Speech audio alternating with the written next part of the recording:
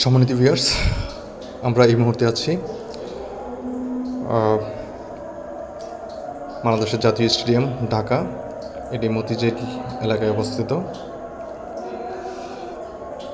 এটি পূর্বে ঢাকা স্টেডিয়াম নামে পরিচিত ছিল। বর্তমান অন্তর্বর্তীকালীন সরকার এর নামকরণ করেছে ঢাকা স্টেডিয়াম।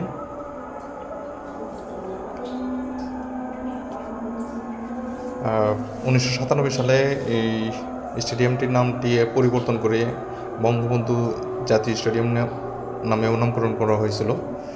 অন্তর্বর্তীকালীন সরকার 2025 সালে এর নামটি আবারও পরিবর্তন করে জাতীয় স্টেডিয়াম নামে নামকরণ করেছে।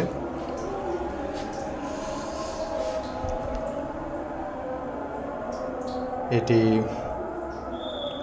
ঢাকার প্রাণকেন্দ্রে অবস্থিত।